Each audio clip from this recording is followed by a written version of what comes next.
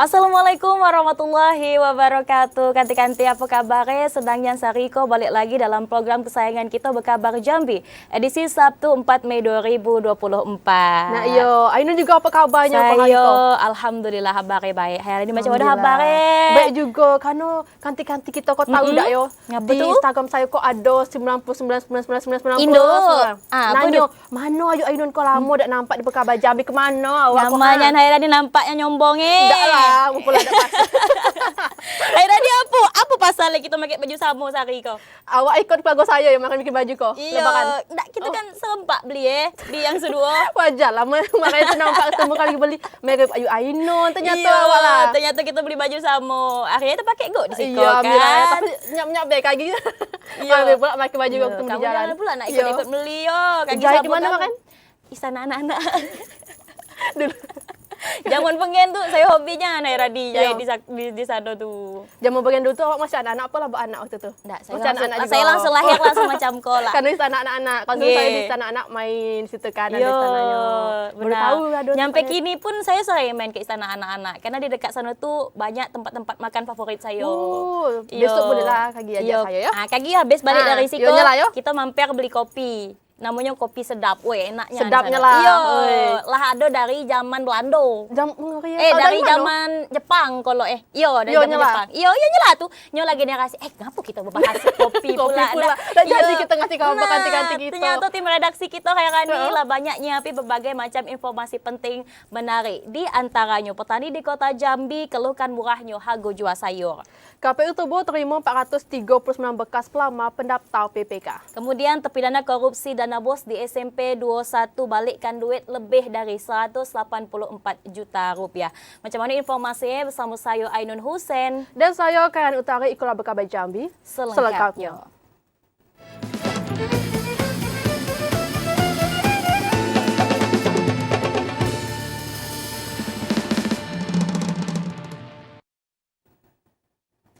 Ganti-ganti kita masuk berita pertama. Petani sayur di Kota Jambi mengeluh murahnya harga jual beli hasil panen ketungkulak. Petani berharap ada solusi dari pemerintah agar harga jual di pasar stabil. Petani sayur di Kota Jambi ngeluhi murahnya harga jual hasil panen ketengkulak atau toke. Haliko bikin petani sayur rugi karena tidak sesuainya pendapatan dengan modal yang dikeluari. Petani sayur yang mengatakan hasil panen sayuran yang dibeli tengkulak jauh lebih murah dari harga pasaran. Tak cuma cabai, hasil panen sayuran jenis lainnya kayak terong dan timun juga dihargai muranian oleh tengkulak. Timun dihargai Rp900 per kilogram, cabai berkisar 10 hingga Rp15.000 per kilogram, dan terong 3 hingga Rp5.000 per kilogram. Gimana caranya tuh pemerintah Jambi bisa bantu petani yang kecil, jangan sampai harga itu bisa anjlok, jadi stabil lah. Ada gimana lah cara ininya, pada penampung khusus buat sayuran gitu. Ena berharap pemerintah Kota Jambi nyiapi penampung khusus sayuran supaya harga jual di tingkat petani stabil. Joko TVRI Jambi melaporkan.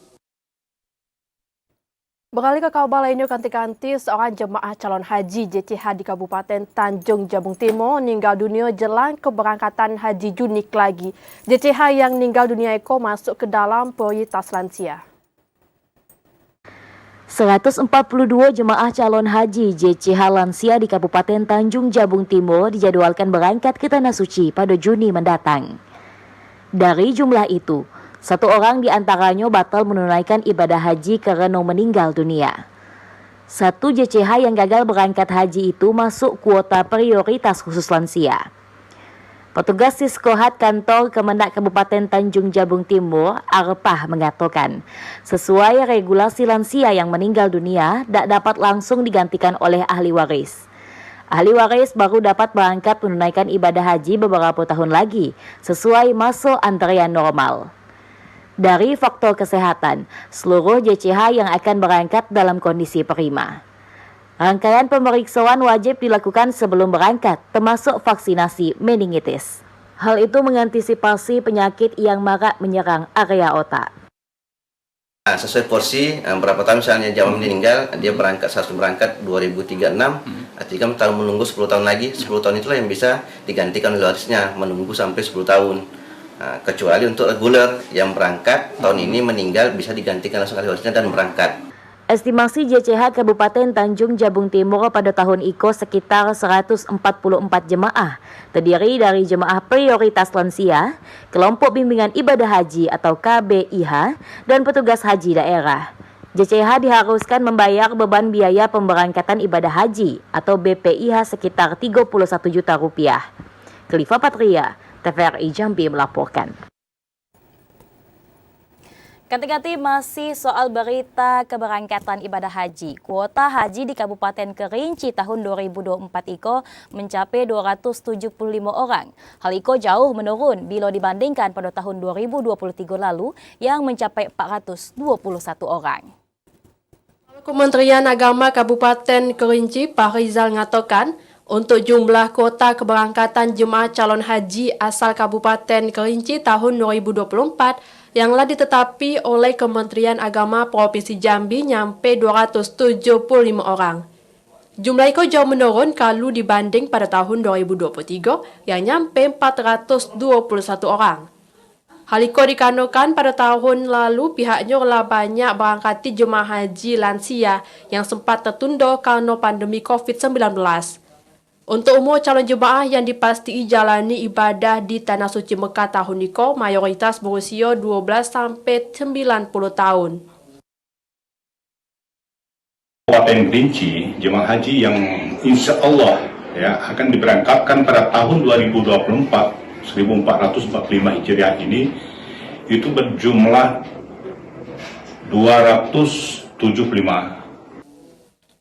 Pak Rizal juga nyampe hingga kini pihaknya masih terus matangi persiapan keberangkatan jemaah calon haji. Selanjutnya, calon jemaah yang berangkat lebih dulu bakal mengikuti manasik haji di awal bulan Mei 2024. Ilwan, TVRI Jambi melaporkan.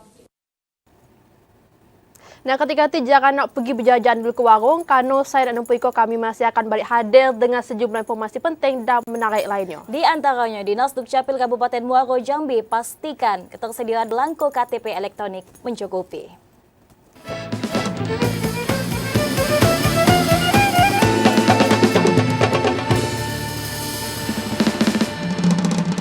Terima kasih Kanti-Kanti masih nonton Bekabar Jambi. Nah, kabar selanjutnya Kanti-Kanti, KPU Kabupaten Tebo lah nerimo bekas dari 439 pelamar yang daftar jadi anggota PPK. Jumlah itu terdiri dari 148 perempuan dan 291 laki-laki.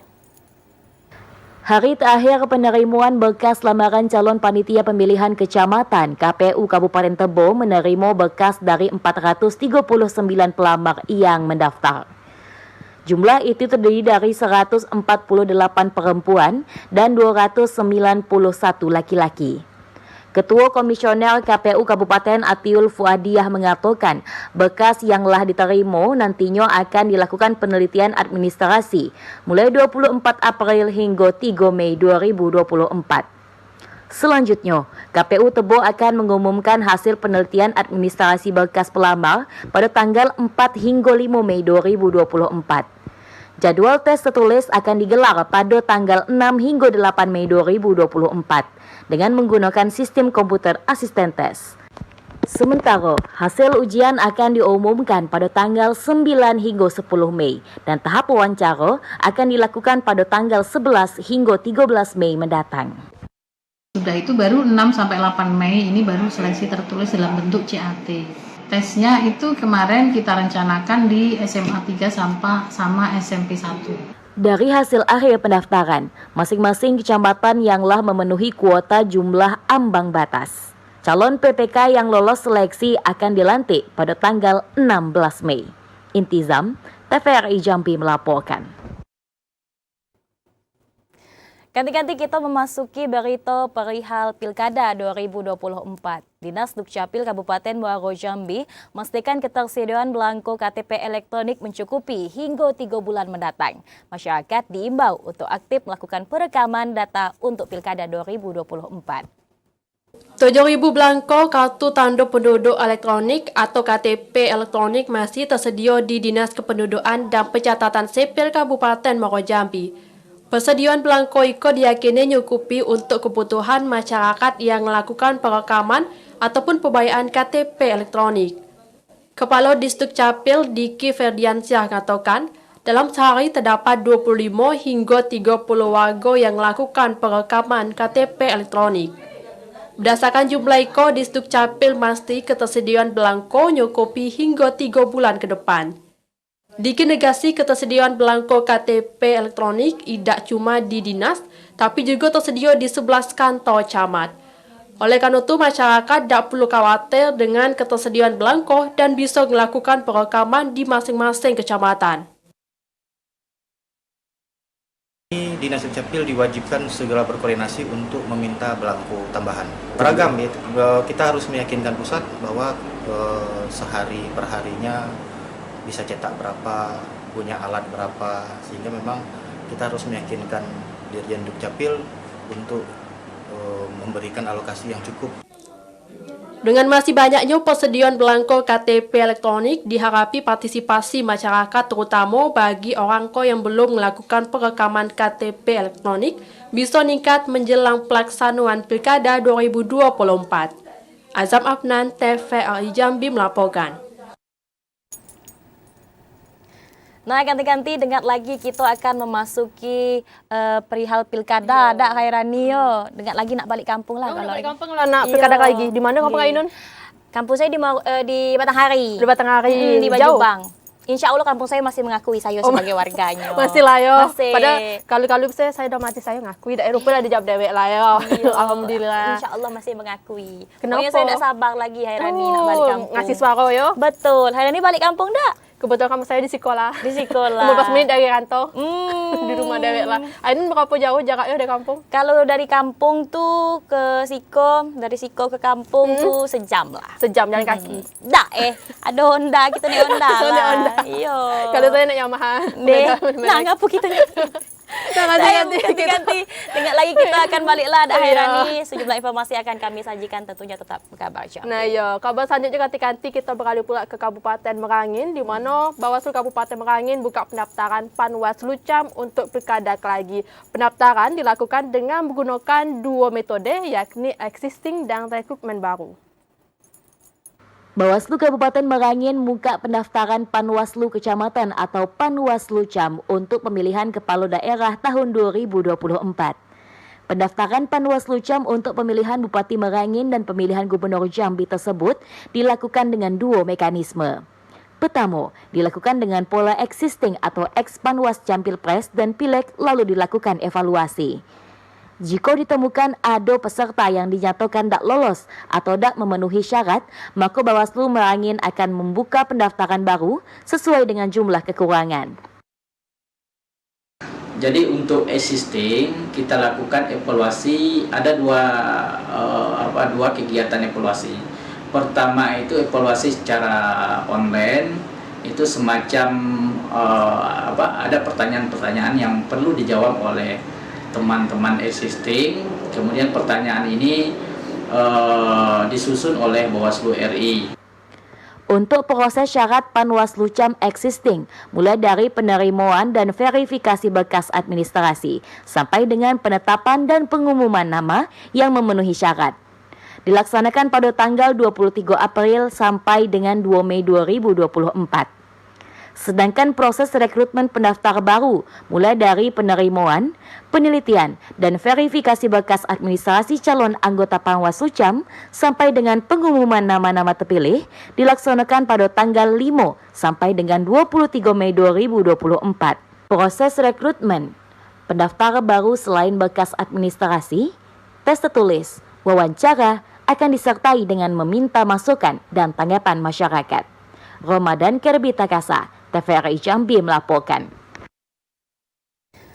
Nah, nyai-nyai, datuk-datuk, ganti-ganti kegalau di rumah, jangan nak melala babo dulu, dengar lagi kami baliklah dengan informasi penting lainnya. Di antaranya Polda Jambi libati LPSK dalam kasus Ferian Job Unca.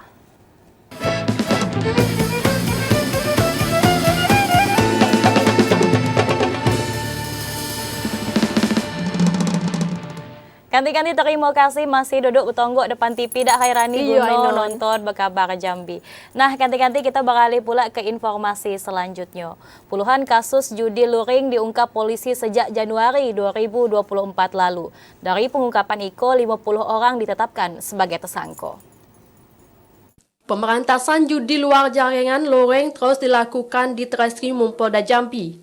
Sejak Januari hingga April 2024 di Treskrimum Polda Jambi dan jajaran Polres mengungkap 21 kasus judi luring. Dari 21 kasus itu, sebagian besar merupakan judi mesin dan togel.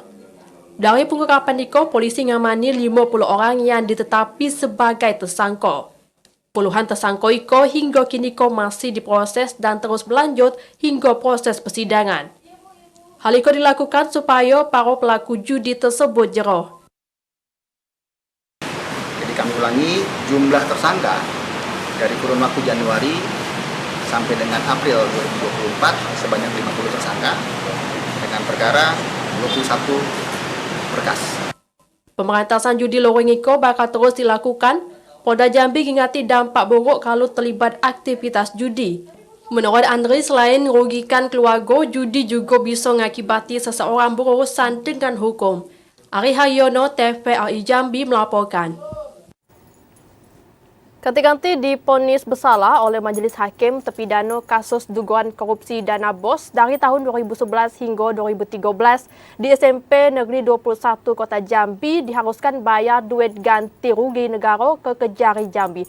Terpidana ngasih duit senilai 184 juta rupiah lebih ke negara. Bersalah oleh Majelis Hakim kasus tindak pidana korupsi dana BOS pada tahun 2011 sampai dengan 2013 senilai 249 juta rupiah lebih. Terpidana Rukmini Hamid, mantan kepala sekolah SMP Negeri 21 Kota Jambi, menyerahkan uang denda ke Kejari Jambi untuk disetorkan ke negara.